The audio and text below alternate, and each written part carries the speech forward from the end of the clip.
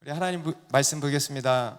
우리 출애굽기 14장 말씀입니다. 출애굽기 14장 15절부터 우리 끝절 31절까지의 말씀 보겠습니다. 출애굽기 14장 15절부터 31절까지 저와 한 절씩 교독하겠습니다. 여호와께서 모세에게 이르시되 너는 어찌하여 내게 부르짖느냐? 이스라엘 자손에게 명령하여 앞으로 나아가게 하고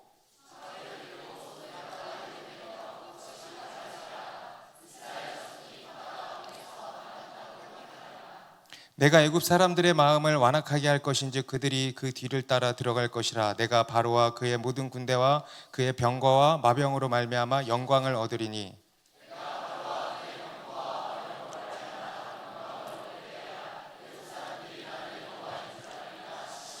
이스라엘 진 앞에 가던 하나님의 사자가 그들의 뒤로 옮겨가매 구름 기둥도 그 앞에서 그 뒤로 옮겨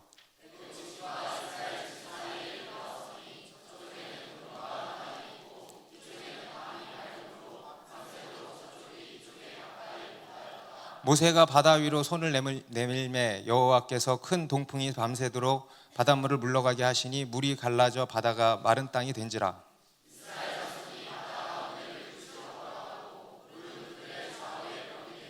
애굽 사람들과 바로의 말들 병거들과 그 마병들이 다 그들의 뒤를 추격하여 바다 가운데로 들어오는지라.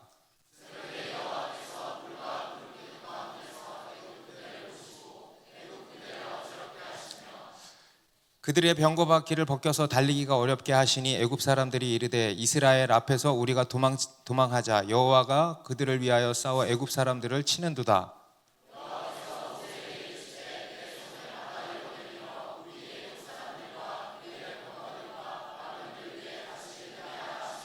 모세가 곧 손을 바다 위로 내밀매 새벽이 되어 바다의 힘이 회복된지라. 애굽 사람들이 물을 거슬러 도망하나 여호와께서 애굽 사람들을 바다 가운데 엎으시니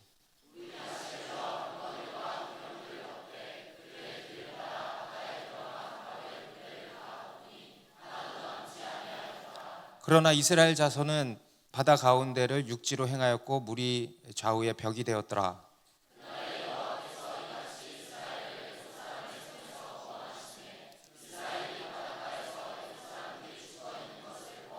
같이 했습니다. 이스라엘이 여호와께서 애굽 사람들에게 행하신 그 큰 능력을 보았으므로 백성이 여호와를 경외하며 여호와와 그의 종 모세를 믿었더라. 아멘. 네, 우리가 믿는 믿음은 말 그대로 굿뉴스입니다. 기쁜 소식입니다. 아멘입니까? 여러분 이 복음을 믿으십니까? 그렇다면 여러분 이 복음을 믿는다면 우리에게 무엇이 있어야 할까요? 당연히 기쁨이 있어야겠죠. 여러분 이 기쁨이 우리 가운데 넘쳐야 하는 것입니다. 여러분에게 이러한 기쁨이 있습니까? 네. 그런데 만약 우리가 복음을 믿는데 여전히 기쁨이 없다. 그것은 왜 그럴까요?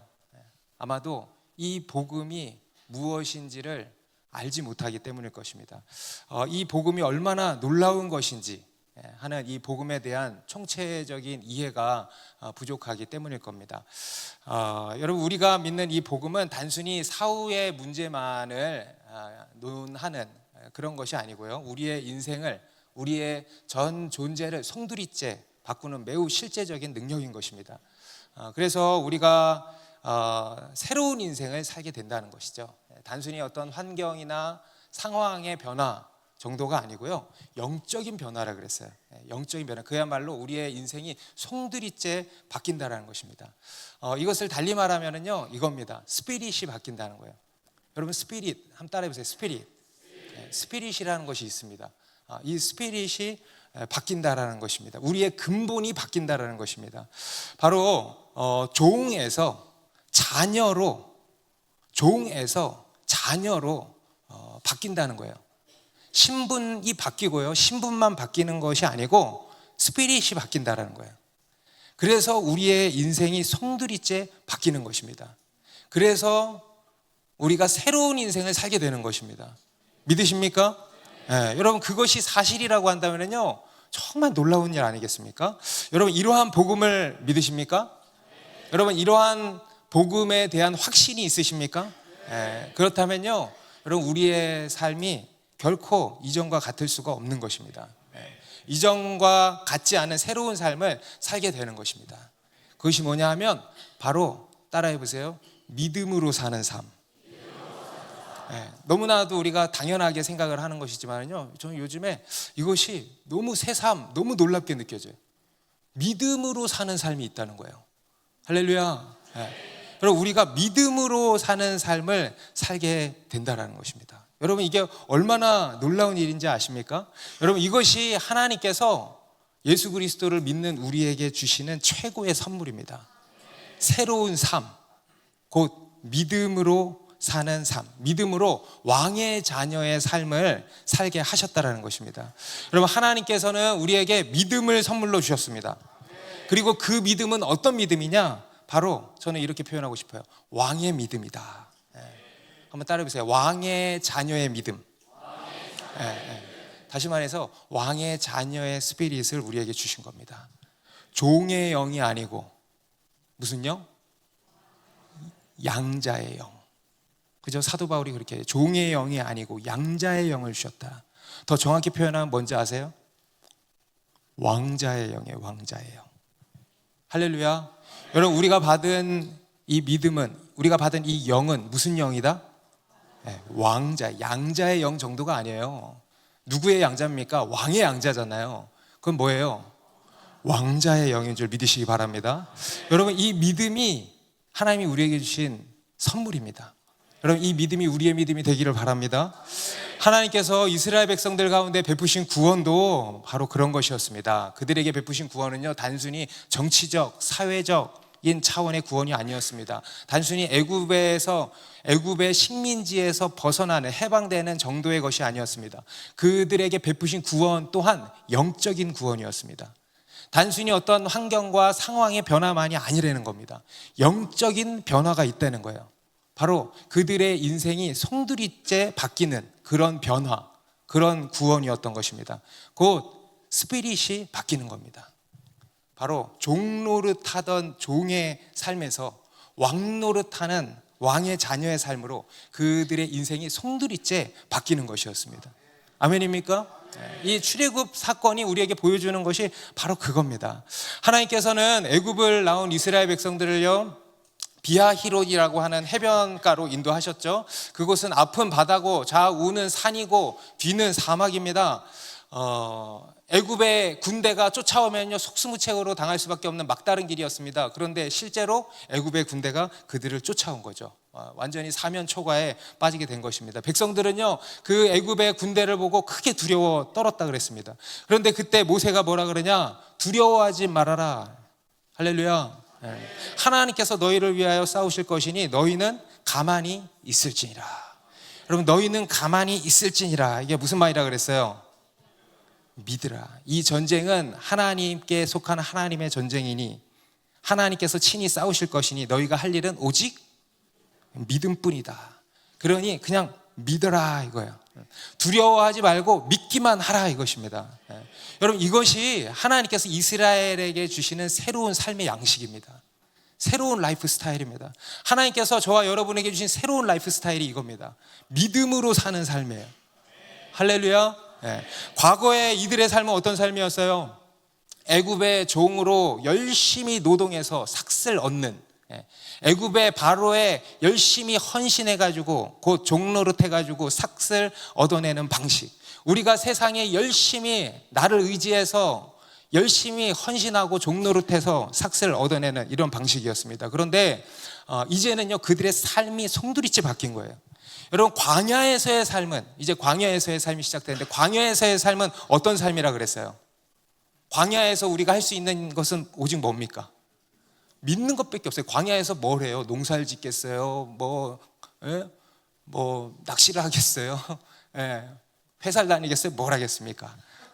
광야에서 할 수 있는 것은요, 그저 하늘만 바라보고 하나님만 철저히 믿고 의지하는 것밖에 없어요. 믿음으로 사는 삶. 여러분, 그게 바로 왕의 자녀의 삶이에요. 여러분, 왕의 자녀는 실제로 왕의 자녀는 어떻게 사는지 아세요? 믿음으로 살아요. 아무것도 안 해. 물론 아무것도 하지 말라는 게 아니죠. 믿음으로 사는 삶. 이제 이 이스라엘은요, 이러한 믿음으로 사는 삶을 이제 시작해야 했습니다. 곧 이 믿음으로 사는 삶을 배우고 훈련해야 했던 것입니다. 여러분, 물론 이것이 쉬운 일입니까? 어려운 일입니까? 이들에게 결코 쉽지 않아요. 여러분, 우리 인간은 본능적으로 뭘 싫어한다 그랬어요? 믿는 걸 싫어해요. 믿으라 하면 괜히 싫은 거야. 어제도 우리 한 형제님이 기도를 부탁한다고 찾아왔어요. 그래서 무슨 일이냐고 이렇게 하니까 바로 눈물을 쏟으시는 거예요. 그래서 자기도 막 당황해. 나 이러려고 온 거 아닌데 무슨 일은 없대. 근데 너무 힘들대. 뭐가 힘든 걸까? 믿는 게 힘든 거예요. 믿는 게. 광야에 갇힌 것 같은 삶 속에서 하나님만 믿고 바라보는 게 힘든 거예요. 세상 사람들은 이것저것을 하죠. 그래서 그로부터 오는 삭슬 얻어서 살죠. 그런데 그의 라이프 스타일은 믿음을 지금 훈련하고 있는 시간인 거예요. 그래서 힘든 거예요. 여러분, 우리 인간은요, 믿는 것보다 나를 의지해서 내가 열심히 무언가를 하는 게 훨씬 편하고 확실하고 그것이 더 안심이 되는 것입니다. 그런데 그에 반해 하나님을 믿는 것은요, 너무너무 사실 어려운 거예요. 그런데 이제는 우리가 이 믿음을 훈련해야 한다는 것입니다. 왜냐 바로 앞으로 이들이 가야 할 길은 오직 믿음으로만 갈 수 있는 길이기 때문에 그렇습니다. 여러분, 이 이스라엘이 지금 가야 할 곳이 어디입니까? 가나안 땅이에요. 여러분, 이들이 가나안 땅 자기 힘과 능력으로 갈 수 있어요, 없어요? 절대 없어요. 오직 하나님의 능력으로만 가능한 겁니다. 곧 그들의 믿음으로만 갈 수 있는 길입니다. 그렇기 때문에 이들은 이 믿음으로 사는 삶을 철저히 준비해야 했던 것입니다. 여러분, 우리도 마찬가지입니다. 여러분, 우리가 이제 가야 할 길이요, 어떤 길인지 아세요? 우리의 힘과 능력으로 갈 수 있는 길이 아닙니다. 오직 하나님의 능력으로, 곧 우리의 믿음으로만 갈 수 있는 길인 것입니다. 그래서 우리는 이 믿음으로 사는 삶을 훈련해야 한다는 겁니다. 우리 지난주에 이어서 오늘 본문에는 이스라엘이 홍해를 건너는 일명 홍해 도하 사건이라고 합니다. 이 홍해 도하 사건을 기록하고 있는데요, 이 홍해 도하 사건이 보여주는 메시지도 바로 그와 같습니다. 이스라엘이 송두리째 바뀌었다. 홍해 도하 사건이 뭐냐면요, 그들의 스피릿, 그들의 전 존재가 완전히 송두리째 바뀌는 그런 사건인 것입니다. 이스라엘 백성들은 비하이롯 해변, 곧 홍해 앞에 섰습니다. 백성들은 추격해오는 애국 군대를 보고 두려움에 떨었습니다. 그때 모세가 백성들에게 외친 겁니다. 두려워하지 마라. 하나님께서 너희를 위하여 싸우실 것이니 너희는 가만히 있을지니라. 그럼 이제 모세도요, 더 이상 과거의 모세가 아닌 거예요. 그의 삶은 이전과 같지 않은 것입니다. 그도 종에서 왕의 자녀의 모습으로 변화되어져 간 것입니다. 그런데 그러한 모세도 여전히 온전한 것은 아니었습니다. 오늘 본문 15절, 16절에 보니까요, 하나님께서 이렇게 말씀하시죠. 다시 한번 읽겠습니다. 시작. 여호와께서 모세에게 이르시되 너는 어찌하여 내게 부르짖느냐? 이스라엘 자손에게 명령하여 앞으로 나아가게 하고 지팡이를 들고 손을 바다 위로 내밀어 그것을 갈라지게 하라. 이스라엘 자손이 바다 가운데서 마른 땅으로 행하리라. 하나님께서 모세에게 뭐라고 하십니까? 너는 어찌하여 내게 부르짖느냐? 여러분, 모세가 어떻게 하고 있었다는 거예요? 막 간절히 부르짖고 있었다는 거예요. 나오지는 않지만 간절히 부르짖고 있었다는 거예요. 하나님, 우리를 살려주십시오. 하나님, 도와주십시오. 하나님, 우리를 이 구렁텅이에서 건져주십시오. 구원해 주십시오 하면서 간절히 무릎으로 기도하고 있었다는 겁니다. 나쁜 거 아니죠. 그런데 하나님께서는요, 그런 모세에게 뭐라고 하시냐? 너는 어찌하여 부르짖느냐? 더 이상 부르짖으라는 거예요, 말라는 거예요? 더 이상 부르짖지 말라는 거예요. 부르짖지 말고 어떻게 해라? 지팡이를 들어라. 이스라엘 자손들로 하여금 명령하여서 앞으로 나아가게 하고 너는 지팡이를 들고 손을 바다 위로 뻗치라. 그래서 바다가 갈라지게 해라. 기도하지 말고, 나한테 더 이상 기도하지 말고 네가 바다가 갈라지게 해라 하는 거예요. 여러분, 이것이 도대체 무슨 말씀일까요? 부르짖지 말고 지팡이를 들라. 우리가 앞에서 너희는 가만히 있을지니라, 이게 무슨 말씀일까? 이에 대한 의미를 살펴보았다면, 오늘은 부르짖지 말고 지팡이를 들라. 이게 무슨 말씀일까? 여러분, 기도 따위는 이제 하지 말아라 뭐 이런 얘기입니까? 아니죠. 여러분, 우리는 기도해야 합니다. 그런데 여기서 그렇게 말씀하시는 것은 뭐냐? 바로 다음 단계로 나아가라는 거예요. 믿음의 다음 단계로 나아가라는 것입니다. 그럼 한번 따라해 보십시오. 믿음의 다음 단계로 나아가라. 더 믿음으로 나아가라는 거예요. 진짜 믿음으로 나아가라는 것입니다. 믿음의 다음 단계로 나아가라는 것입니다. 기도 뒤에 숨는 온전치 못한 믿음이 아니고, 기도 뒤에 숨는 온전치 못한 믿음이 아니고 더욱 온전한 믿음으로 나아가라는 거예요. 여러분, 그거 아십니까? 우리의 믿음이요, 때로는 기도 뒤에 숨을 때가 있다는 거 아십니까? 기도 뒤에 숨는 비겁한 믿음일 때가 있습니다. 무슨 말인지 이해되세요? 온전히 믿지 못하고 계속 기도 뒤에 숨어 있는 거예요. 그래서 계속 뭐만 해? 기도만 하는 거예요. 여러분, 물론 기도 많이 하는 거 좋죠. 그런데요, 기도 뒤에 믿음이 숨어 있어서 계속 기도만 하는 거예요. 기도를 더 쌓아야 돼, 기도를 더 쌓는다는 명목 하에 하염없이 기도만 하는 것입니다. 그리고요, 더 믿질 않는 거예요. 이것을 기도 뒤에 숨은 비겁한 믿음이라 그래요. 여러분, 우리의 불신앙은 참으로 지독하고 교묘합니다. 겉으로 볼 때는 믿음인 것 같아요. 겉으로 볼 때는 아주 경건한 신앙의 행위처럼 보입니다. 그런데요, 속을 들여다보면 불신앙인 거예요. 믿음을 가장한 불신앙일 때가 많습니다. 특히 그 중에 기도 뒤에 숨은 불신앙이라는 것도 있다는 겁니다. 계속 기도만 하는 거예요. 그리고 그것에 머물러 있는 겁니다. 그런데 오늘 하나님께서 뭐라고 하시냐? 기도하지 말고 지팡이를 들어라 하는 거예요. 믿음의 다음 단계로 나아가라는 거예요. 더 믿어라는 거예요. 진짜 믿어라. 지금 진짜 믿는 게 아니라는 거예요. 진짜 믿어라. 다시 말해서 여러분, 따라해 보세요. 믿음으로 취하라. 다시 믿음으로 취하라. 믿음으로 취하라는 거예요. 기도에 더 이상 기도에 머물러 있지 말고 믿음으로 취하라는 거예요. 여러분, 우리 더 사랑하는 교회는 기도하는 교회인 줄 믿습니다. 기도가 강력한 교회인 줄 믿습니다. 그런데 여러분, 그게 다가 아니에요. 더 중요한 게 있어요. 기도에 머무르면 안 되고, 곧 기도 뒤에 숨으면 안 되고, 기도를 넘어서 믿음으로 취할 수 있어야 된다는 겁니다. 다시 한번 따라해 보십시오. 기도 뒤에 숨지 말고 기도를 넘어 믿음으로 취하자. 아멘. 제가 언젠가부터 저희 교회의 기도에 대해서 물음표가 생기기 시작했어요. 우리가 다 같이 뜨겁게, 우리가 얼마나 뜨겁게 나름 기도를 합니까? 얼마나 강력하게 기도합니까? 와다다다다다 진짜 뭘 하나 부사질 것처럼, 어쩔 때는 이 건물이 무너질까 하는 생각이 들 정도로 얼마나 강력하게 기도를 합니까? 그런데요, 언젠가부터 무언가 모를 물음표가 생기는 거예요. 우리가 정말 믿음으로 기도하고 있는가? 온전한 믿음인가? 그냥 소리만 요란한 것은 아닌가? 우리 교회에 대해서만이 아니고요, 제가 예전에 한번 어떤 교회 목사님의 설교를 우연히 듣게 됐는데, 그 교회는 기도원 같은 교회예요. 교회 이름은 분명히 교회인데 실제로는 기도원이에요. 그런데 거기에 정말 성도들이 기도하는데 정말 뜨겁게, 예배 실황이었거든요. 엄청 뜨겁게 기도를 하는 거예요. 그런데 그걸 보는데도 무언가 물음표가 떠오르는 거예요. 예전에는 제가 그런 걸 보면 되게 은혜가 되고 도전이 되고, 와, 정말 뜨거운 교회다 생각을 했을 텐데, 이제는 그런 생각이 들질 않고요, 물음표가 떠오르는 거예요. 그래서 그런데 라고 하는 물음표가 떠오르는 겁니다. 여러분, 뜨거운 기도, 간절한 기도, 강력한 기도 좋습니다.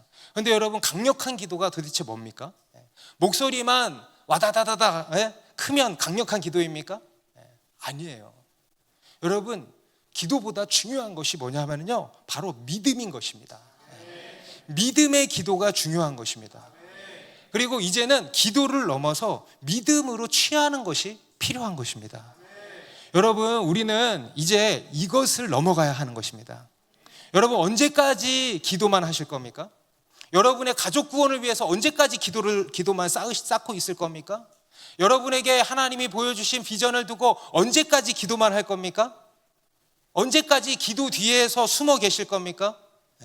이제 우리는요, 이 기도를 넘어서 진짜 믿음으로 나가야 된다는 겁니다. 믿음으로 취해야 하는 거예요. 여러분, 우리의 믿음은 기도 뒤에 숨어 있으면 안 되는 것입니다. 이제는요, 기도를 넘어서 지팡이를 들어야 된다는 거예요. 믿음으로 취해야 된다는 거예요. 여러분, 하나님께서 일하실 것을 믿습니까? 그러면 기도만 하지 말고 그 믿음으로 취하셔야 돼요. 여러분, 기도를 할 때도 어떻게 기도해? 취함으로 기도하십시오. 믿음으로 취한다는 것이 뭔가, 여러분, 첫 번째로 이겁니다. 믿음으로 바라보는 거예요. 바라보는 거. 그냥 뜬구름 잡듯이 막연하게 믿는 것이 아닙니다. 믿음으로 그 실상을 바라보는 거예요. 우리 히브리서 11장 1절은 믿음에 대해서 이렇게 말씀하는데요. 같이 읽습니다. 시작.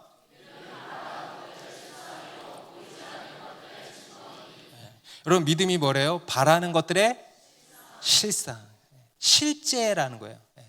보이지 않는 것의 실상이라는 거예요. 보이지만 않을 뿐 실상이라는 거예요. 그것을 보는 거예요. 믿음이란 보는 것입니다. 보이지 않는 것을 믿음의 눈으로 바라보는 거예요. 그것이 바로 믿는 것입니다. 여러분, 앞에서도 모세가 백성들에게 두려워하지 말라 그러고 두 번째로 명령한 게 뭐였어요? 보라 그랬잖아요. 보라. 다시 따라해 보세요. 보라. 믿음은 보는 것입니다. 믿음의 눈으로 바라보라는 거예요. 하나님이 베푸실 놀라운 구원을 바라보라는 거예요. 하나님이 행하실 놀라운 기적을 믿음의 눈으로 바라보라는 것입니다.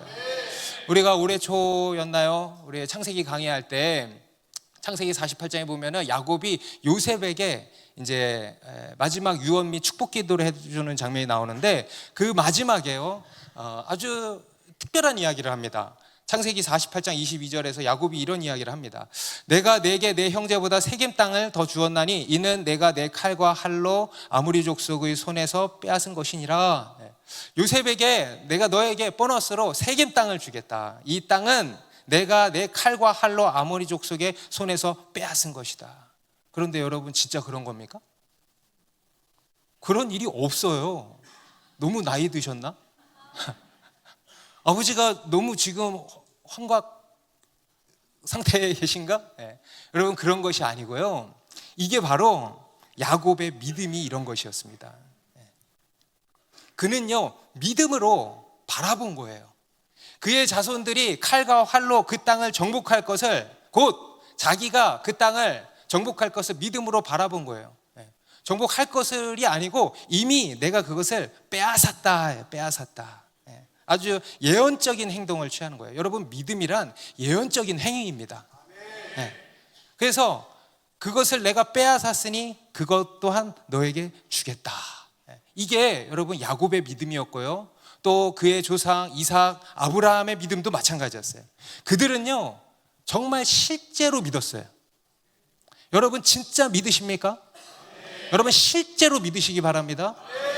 믿음은 될 것을 믿는 게 아니고요, 이미 이루어진 것을, 하늘에서 이미 이루어진 것을, 그것이 실제임을 믿는 것입니다. 이들의 믿음이요, 그 아브라함, 이삭, 야곱, 이들의 믿음이 그런 믿음이었습니다. 정말 믿었습니다. 믿음으로 그 실제하는 것을 바라본 것입니다. 여러분, 이게 믿음이라는 거예요. 여러분, 그냥 뜬구름 잡듯이 믿지 마시고요, 믿음으로 바라보십시오.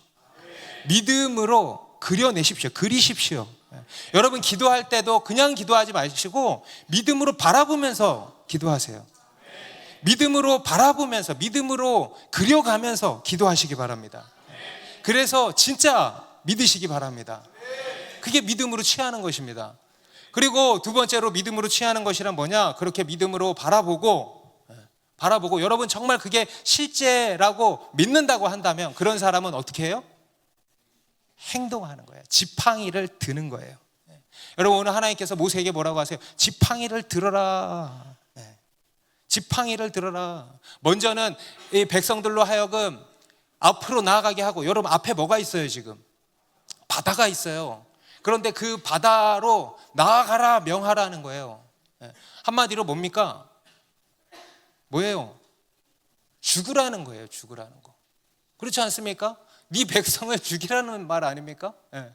앞으로 나아가라는 거예요. 예. 여러분, 우리가 어떻게 믿는지 아세요? 죽을 각오로 믿어야 되는 것입니다. 예. 여러분, 사실 믿음이란 뭐냐면요, 죽는 것입니다. 내 생각이 죽는 거예요. 내 경험, 나 이제까지 살아온 경험이 죽는 거예요. 내 계획이 죽는 거예요. 예. 내가 죽는 거예요. 죽어야 믿을 수 있는 거 아니겠습니까?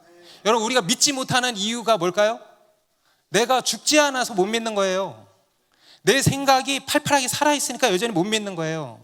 그런데 우리가 믿는다는 것은 뭐냐? 내가 죽는다는 거예요. 그렇기 때문에 여러분, 우리가 믿으려고 한다면 어떻게 믿어야 된다고요? 죽을 각오로 믿어야 돼요. 따라해보세요. 죽을 각오로 믿자. 홍해에서 빠져 죽을 각오로 믿는 거예요. 지금 광야에서 굶어 죽을 각오로 믿는 거예요. 벼랑 끝에서 떨어져 죽을 각오로 믿고 떨어지는 거예요. 그러한 믿음으로 행하라는 것입니다. 여러분, 우리에게 기도하는 것도 중요하지만 더 중요한 것이 뭐냐? 그렇게 행동하는 거예요. 이루어진 것처럼, 그렇게 믿는 사람처럼 행동하는 거예요. 여러분, 우리가 믿는 것에 있어서 기도도 중요하지만 한 가지 더 중요한 것이 뭐냐면요, 믿음의 액션입니다. 믿음의 액션. 믿음의 기도 그리고 믿음의 액션이 중요한 것입니다. 믿음으로 취해야 할 결정적인 행동들이 있다는 거예요. 여러분들이 우리가 가는 이 믿음의 여정 가운데서요, 우리가 취해야 할 아주 결정적인 믿음의 행동들이 한두 가지씩 있다는 거예요. 우리가 그것을 잘 캐치할 수 있어야 돼요. 그리고 그 믿음의 액션을 취할 수 있어야 되는 것입니다. 기도만 하는 게 아니고 그러한 행동을 취하는 거예요. 믿는 사람처럼 행동하라는 것입니다. 여러분, 홍해가 갈라질 것을 믿습니까? 그러면은요, 그것을 믿는 사람답게 앞으로 나아가라는 거예요. 제가 얼마 전에 집에서 저녁 식사를 하는데 저희 아내가 옛날 얘기 하나를 이렇게 하는 거예요. 옛날에 저희 교회에서 몽골로 첫 번째 단기 선교를 갈 때가 있었어요. 저희 교회 공식적인 첫 번째 단기 선교였어요. 몽골 선교. 그래서 팀이 꾸려지고 한창 이제 준비가 이렇게 되어가고 있을 때였습니다. 그래서 출발하기 열흘 전인가 일주일 전인가 이렇게 할 때 저희 와이프가 이제 거기 팀에 갈 생각도 없었어요. 그런데 골방에 들어가서 하나님께 기도를 하고 있는데 갑자기 하나님이 뜬금없이 몽골이라는 단어를 보여주시더래요. 그러면서 몽골에 가라. 자기는 지금 자기 그 비전을 두고 지금 기도하고 그게 지금 제일 중요한데 하나님이 갑자기 몽골에 가라는 음성을 들려주시더래요. 그래가지고 일주일 뒤면 몽골 가는데 몽골에 가라는 게 이게 무슨 말씀이야? 그래서 목사님한테, 목사님, 저 하나님이 몽골에 가라고 하시는데 저 몽골 갈 수 있나요? 그랬더니 목사님이, 너 여권은 있니? 여권 옛날에 다 말소돼서 다시 만들어야 되는데. 갈 수 있으면 가봐. 갈 수 있으면 가봐. 나도 다음에 그렇게 얘기해야 되겠어요. 갈 수 있으면 가봐. 그런데요, 갔을까 못 갔을까? 갔어요. 네. 여러분, 일주일 만에 여권 만들고 비자 받고 갔어요. 여러분, 여권이 요새 며칠 걸려요? 일주일 걸려요? 당일 비자라는 게 있는데 그때 당일 비자라는 게 있어서 그 당일 여권 나오는 게 있어서 이제 그 내주는 곳에 찾아갔는데 자격이 안 된다는 거예요. 당신은 당일 여권 아무나 내주는 게 아니래요. 자격이 돼야 돼. 당신 자격이 안 돼. 사유를 계속 선교 간다고 하는데 누가 보내주겠어요? 그런데 하나님이 가라고 하셨는데 발이 도저히 떨어지지가 않는 거예요. 그래가지고 구청에 계속 앉아 있었대. 그러니까 그 구청 직원이 나중에 오더니 자기는 어떻게 못하고 저쪽에 있는 저분한테 가서 한번 얘기를 해보라고 연결을 해주더래. 그래 가가지고 저 진짜 꼭 가야 된다고 그렇게 사정을 하니까 내일까지 나오면 돼요? 그러시대. 그 여권이 내일 나온 거예요. 하루 만에. 그리고 비자도 며칠 걸리거든요. 그런데 비자도 희한하게 그 다음날 비자까지 나온 거예요. 그런데 문제는 뭐냐 하면 돈이 없는 거야. 하나님이 보내주신다고 했는데 이제 재정이 없는 거예요. 그런데 그때 다른 재정이 없는 사람이 또 있었어요. 근데 그 사람은 이제 막판에 할 수 있는 생각이 자기가 가진 무언가라도 팔아보려고 지금 막 알아보고 있더래. 근데 이제 자기는 기도밖에 없다. 기도하자. 골방에 들어가서 기도를 하는데, 하나님 몽골에 가라고 하셨잖아요. 그런데 제가 지금 재정이 없어요. 다른 건 다 되는 재정이 없어요. 어떻게 해요? 기도를 하는데 하나님이 내가 보내준다고 했잖아. 그러시더래. 그래가지고 그냥 바로 나왔대. 옆에서 그걸 지켜보는 한 자매가 기도하러 들어갔는데 10분 만에 나오니까, 언니 왜 바로 나와? 네. 하나님이 보내준대. 보내주겠지. 그래서 나왔다는 거예요. 그리고는 그날 저녁에 그 자매로부터 연락이 온 거예요. 언니, 내가 플로잉을 2개를 받았어 사실. 근데 이거 하나를 누구를 줄까 고민을 하다가 하나님이 말씀하시는 사람한테 줘야 되겠다 생각을 하고 있었는데, 아까 하나님이 언니한테 말씀하셨다며. 그래서 언니한테 흘려보내려고 그래 연락이 온 거예요. 그래가지고 일주일 만에 몽골 갔어요. 네. 여러분, 하나님을 믿은 거예요. 그냥 하나님을 믿은 거예요. 네. 기도하고 받은 줄로 믿은 거예요. 그리고 그렇게 믿는 사람처럼 행동한 거예요. 곧 믿음으로 취한 거예요. 그러니까 홍해가 갈라진 것입니다. 여러분, 하나님의 약속을 믿으십시오. 여러분, 기도 뒤에 더 이상 숨지 마시고 진짜 믿으시기 바랍니다. 기도 뒤에 숨은 우리의 모든 불신앙들이 빛 가운데 다 드러나길 바랍니다. 성령의 불로 다 태워지길 바랍니다. 그리고 온전한 믿음으로 취하시기 바랍니다. 막연하게 믿지 말고요, 믿음으로 구체적으로 바라보라는 거예요. 그리고 그것을 보는 사람처럼 살라는 것입니다. 곧 믿음으로 취하시기 바랍니다. 그러면 홍해가 갈라지는 줄 믿습니다. 오늘 하나님께서 모세에게 말씀하신 것도 그겁니다. 기도 뒤에 숨지 말고 진짜 믿어라.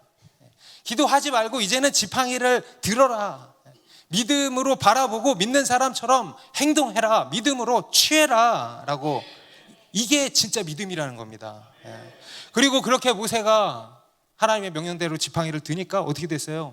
진짜 바다가 갈라지기 시작한 거죠. 우리 21절의 말씀 다시 읽습니다. 시작.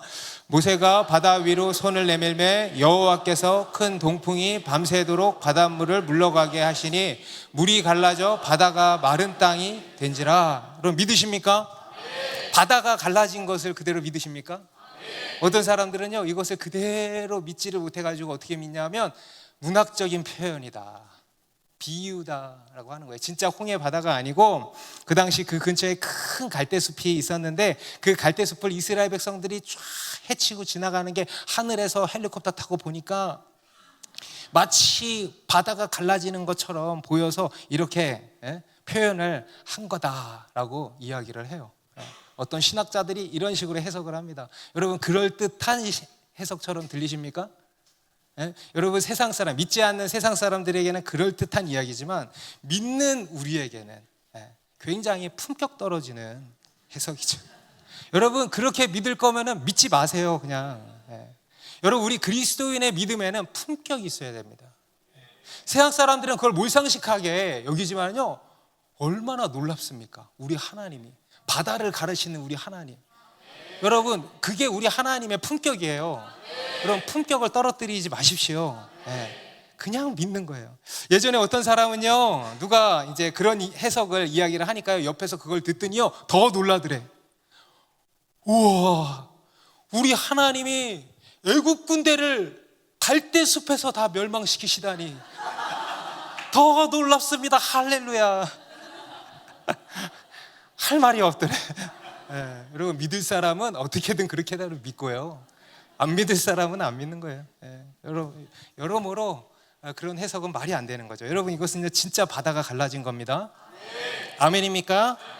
어떻게 갈라졌냐 보니까 큰 동풍이 밤새도록 바닷물을 물러가게 했다는 거예요. 그래서 물이 갈라져서 바다가 마른 땅이 되었다라는 것입니다. 먼저 큰 동풍이 불어왔다라는 겁니다. 얼마나 강한 바람이냐면 바다를 가르기까지 한 거예요. 여러분 상상이 되세요? 저는요 이런 상상을 해봅니다. 하나님이 그런데 이게 저만의 상상이 아니고 뒤에 15장 8절에 가니까 모세의 노래가 나오는데 거기에서 이렇게 노래합니다. 주의 콧김에 나보다 더해. 와, 우리 모세 형님의 믿음은 입김이 뭐야? 주의 콧김에 물이, 할렐루야, 주님의 콧김에 물이 쌓였다. 주님의 콧김, 자연풍이 아니고요 하나님의 바람이 있다라는 것입니다. 우리의 사도행전 2장에서도 오순절 마가의 다락방에서 제자들이 성령 받기를 구하며 있을 때 성령이 임하셨어요. 그때도 어떻게 임하셨냐? 사도행전 2장 2절에 호련히 하늘로부터 급하고 강한 바람 같은 소리가 있어 그들이 앉은 온 집에 가득했다. 단순히 소리가 아닙니다. 바람입니다. 급하고 강한 바람 같은 소리, 단순히 소리만이 아니고요 성령의 바람이 있다는 거예요. 성령의 바람, 하나님의 바람이 그들 가운데 불어온 것입니다. 여러분 우리 가운데에도요 이 성령의 바람이 불어야 하는 것입니다. 여러분 우리 가운데 하나님의 새로운 역사가 일어나기 원한다면요 하나님께서 우리 가운데 임재하셔서 우리를 진동해 주시고 또 우리를 향하여서 하나님의 이 성령의 새 바람이 불어와야 하는 것입니다. 여러분 우리 더 사랑하는 교회 가운데 우리의 가정과 우리의 삶 가운데 이 성령의 새 바람이 불어오기를 바랍니다. 그럴 때 여러분 우리가 그 주님의 새 바람을 타고 가는 거예요. 독수리처럼 바람을 타고 수직 상승 날아오르는 것입니다. 하나님께서 홍해 앞에 이스라엘 백성들 가운데에도 이 하나님의 바람을 동풍을 보내신 겁니다. 그래서 바다가 갈라지고 육지가 드러나고 육지가 드러날 뿐만 아니라 그게 뭐가 됐다? 마른 땅이 됐다는 거예요. 여러분 마른 땅이 돼야 건너가죠. 여러분 제가 옛날에 저희 처가 식구들이랑 대부도인가 제부도인가 갔는데 썰물 때 바닷가 내려갔다가 몇 걸음 걷지도 못하고 미끄러 자빠지고 신발 다 빠지고 우리 아들 막 아빠 도와줘 막 그래서 다시 돌아왔어요. 몇 걸음 가지도 못하고. 그럼 마른 땅이 돼야 돼요. 뒤에 보니까요 애굽의 병거들도 그 길로 뒤따라 들어왔다 그래요. 진짜 마른 땅이 되었다라는 것입니다. 그리고 그 갈라진 폭도요 뭐 우리 막 이런 성경 만화에 보면 쬐끔 갈라져가지고 그 길로 막 사람들이 지나가는, 여러분 200만 명이 그 하룻밤 사이에 지나가려면요 학자들에 의하면 최소 1km에서 1.5km 폭이 열려야 된대. 실제로 여기 보면 29절에 바다 가운데를 육지로 행하였다 그러지 않습니까? 그러니까 몇십 미터, 몇백 미터 갈라진 게 아니에요. 주님의 콧김으로 그냥 육지가 돼버린 거예요. 육지가 1km, 1.5km가 싹 갈라지고 거기가 다 말라버린 것입니다. 그리고 그곳으로 200만이 넘는 남녀노소, 가축대까지 다 이제 지나가게 되었다는 것입니다. 믿으십니까? 여러분 성경에 나오는 가장 사이즈가 큰, 실제 사이즈로 치면 가장 큰 기적 중에 하나인 겁니다. 홍해 도하 사건. 오늘 이스라엘은요 엄청난 기적을 경험했습니다. 홍해를 육지로 건너갔다라는 것입니다. 그런데 여러분 이것이 이스라엘에게 엄청난 기적이 되는 것은요 그 기적 자체 때문이 아닙니다. 성경에 나오는 모든 기적이 그런 것처럼 여러분 이 홍해를 건넌 기적도 단순히 미라클이 아니에요. 단순히 기적이 아니고 뭐냐? 표적입니다. 표적, 사인이에요. 그 안에 담긴 메시지가 있다는 거예요. 영적인 의미가 있다는 거예요. 그게 더 놀라운 것입니다. 그게 이들에게 기적이 된다는 겁니다. 물론 오늘 본문 마지막 절에는 이렇게 말씀을 하고 있습니다. 31절에 이스라엘이 여호와께서 애굽 사람들에게 행하신 그 큰 능력을 보았으므로 백성이 여호와를 경외하며 여호와와 그의 종 모세를 믿었더라. 하나님께서 이 기적을 베푸신 첫 번째 목적, 하나님의 하나님 되심을 드러내셨다. 하나님의 영광을 드러내시는 데 있었습니다. 그리고 모세의 권위를 세워주시는 것에 있었습니다. 여호와와 그의 종 모세를 믿게 하기 위함이었습니다. 그런데 여기에 또 한 가지 매우 중요한 영적 의미가 담겨 있다는 겁니다. 뭐냐 하면 그것을 신약성경 고린도전서 10장 1절 2절에서 해석을 하고 있는데요. 우리 고린도전서 10장 1절 2절 말씀 같이 읽습니다. 시작. 형제들아 나는 너희가 알지 못하기를 원하지 아니하노니 조상들이 다 구름 아래 있고 바다 가운데로 지나며 모세에게 속하여 다 구름과 바다에서 세례를 받고. 이스라엘이 홍해를 건넌 사건을 두고 성경입니다. 고린도전서 성경이 이렇게 해석을 하는 겁니다. 우리 조상들이 다 구름 아래에 있고 바다 가운데로 지나며 모세에게 속하여 다 구름과 바다에서 무엇을 받았다? 세례를 받았다. 세례를 받았다. 여러분, 이게 홍해 도하 사건의 영적 의미입니다. 세례예요. 올해 세례 받으신 분들, 여러분, 세례가 뭡니까? 내가 예수 그리스도 안에서 죽고, 나의 옛사람이 죽고 예수 그리스도 안에서 다시 새 사람으로 태어난 것, 이것을 몸소 고백하는 게 세례죠. 내가 죽고 다시 새롭게 태어났다라는 것입니다. 오늘 본문에 보면 굉장히 중요한 또 한 사람이 나오는데요, 이제 사람이 아니고 사자라고 나오죠. 우리 19절 보니까요, 이스라엘 진 앞에 가던 하나님의 사자가 그들의 뒤로 옮겨가매 구름 기둥도 앞에서 그 뒤로 옮겨 애굽 진과 이스라엘 진 사이에 이르러 서니 저쪽에는 구름과 흑암이 있고 이쪽에는 밤이 밝음으로 밤새도록 저쪽이 이쪽에 가까이 못하였더라. 여기 보시면 뭐가 나와요? 하나님의 사자. 여러분, 여기서 하나님의 사자가 누굴까? 어떤 사람들은 천사라고 하는데요, 여러 정황으로 봤을 때 이분은 바로 그리스도십니다. 왜냐하면 오늘 이 본문의 여러 정황들을 보면 알 수 있습니다. 먼저 우리 19절에 보면 이스라엘 진 앞에 가던 하나님의 사자가 그들의 뒤로 슉 옮겨갔다 그러죠. 그러니까 뭐도 따라갔대요? 구름 기둥도 따라. 여러분, 구름 기둥은 뭐라 그랬어요? 하나님의 임재 기둥이에요. 다시 말해서 하나님의 그림자와 같습니다. 여러분, 천사가 하나님을 막 움직여요? 하나님의 임재 기둥을? 아니에요. 이 하나님의 사자는 누구시냐? 하나님이신 겁니다. 곧 예수 그리스도시라는 겁니다. 그리고 이 하나님의 사자가 이스라엘 진 뒤에서 어떻게 하셨대? 애굽 군대를 막아주셨다는 거예요. 할렐루야. 여러분, 뒤를 두려워하지 마십시오. 뒤에도 주님이 계십니다. 우리 주님은요, 앞에서 우리를 인도하시기만 하는 게 아니라 뒤에서 우리를 밀어주시고 우리를 지켜주시는 분이십니다. 심지어 22절에는 보니까요, 물이 그들의 좌우의 벽이 되었다 이렇게 표현하고 있어요. 좌우의 벽이 되었다. 이 얘기는요, 저는 이렇게 들려요. 하나님이 좌우에서 막아주셨다. 하나님은 앞뒤 좌우에서 우리를 철통같이 지키신다라는 것입니다. 그리고 단순히 지키시기만 한 것이 아니고요, 20절에 보니까 이렇게 말씀합니다. 애굽 진과 이스라엘 진 사이에 이르러 서니 저쪽에는 구름과 흑암이 있고 이쪽에는 밤이 밝음으로 밤새도록 저쪽이 이쪽에 가까이 못했다. 애굽과 이스라엘 사이에 서셨다는 거예요. 믿는 자와 믿지 않는 자 사이를 가르셨다는 거예요. 저쪽에는 구름과 흑암이 있고 이쪽에는 밤이 밝았다는 거예요. 빛과 어둠을 가르셨다는 거예요. 생명과 죽음을 가르셨다는 거예요. 그리고 저쪽이 이쪽으로 넘어오지 못했다는 거예요. 이게 누구십니까? 어린 양 예수 그리스도시라는 거예요. 죽음과 생명을 가르시고 빛과 어둠을 가르신 분, 예수 그리스도시라는 것입니다. 그리고 그때 하나님께서 24절 이하에 애굽 군대를 교란시키시죠. 자중질환하게 만드십니다. 그리고 또 한번 모세에게 네 손을 다시 뻗쳐서 물이 덮치게 해라. 그래서 실제로 덮쳤어요. 그래서 이스라엘 백성들은 홍해를 육지로 건넜고 애굽 군대는 홍해에서 몰살당했던 것입니다. 또 한 번의 유월절이죠. 또 한 번의 유월절이에요. 여러분, 전체적인 그림이 이해가 되십니까? 홍해 도하 사건의 중심에 누가 계신 거예요? 예수 그리스도가 계신 거예요. 여러분, 이거를 보실 수 있어야 돼요. 홍해 도하 사건의 중심에 예수 그리스도께서 서 계신 거예요. 그리고 그 예수님 안에서 이스라엘 백성들은 뭘 받은 것입니까? 세례를 받았다는 거예요.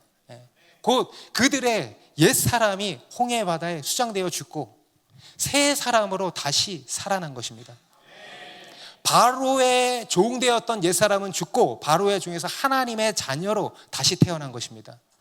그래서 바로의 영향권에서 완전하게 벗어난 거예요. 죄와 죽음과 저주의 영향권에서 완전하게 벗어난 거예요. 여러분, 더 이상 두려워하시면 안 돼요. 완전히 벗어난 거예요. 그리고 이제는 뭡니까? 은혜의 영향권 안으로 들어가는 거예요. 은혜로 사는 인생. 여러분, 믿음으로 사는 삶이 뭐냐 하면요, 은혜로 사는 삶이에요. 할렐루야. 은혜로 사는 삶, 곧 믿음으로 사는 인생이 되었다라는 것입니다. 종노릇하던 인생에서 벗어나서 이제 왕노릇하는 왕의 자녀의 인생으로 인생이 송두리째 바뀐 거예요. 자기 행위를 의지해서 사는 종의 인생에서 이제는 믿음으로 사는 왕의 자녀의 인생으로 송두리째 변화된 것입니다. 여러분, 이것이 바로 하나님께서 우리에게 베푸신 구원이고 복음입니다. 하나님께서 우리에게 베푸신 구원은요, 우리의 인생을 송두리째 바꾸는 놀라운 능력입니다. 여러분, 우리는 더 이상 노예가 아닙니다. 우리는 왕의 자녀들이에요. 하나님께서 우리에게 주신 영은 종의 영이 아니에요. 무슨 영이라 그랬어요? 우리 자매님도 공주의 영. 할렐루야. 그냥 왕자로 해, 다. 뭘 그렇게 복잡하게 생각하겠어요. 왕자의 영을 주셨다라는 거예요. 왕의 자녀의 스피릿을 주셨다. 그거를 주셨다라는 거예요. 여러분, 이것이 깨달아지기를 축복합니다. 여러분, 믿음 중에서도 왕의 믿음을 갖게 되시길 축복합니다.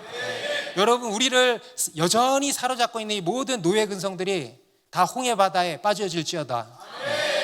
우리를 올가매는 두려움, 염려, 불안, 나를 계속 증명해 보여야 한다라고 하는 그런 부담, 그런 온갖 수고와 노력, 심지어는 자기를 학대하는, 심지어는 강박에 빠지는 그런 모든 노예 근성에서부터 자유케 되기를 축복합니다.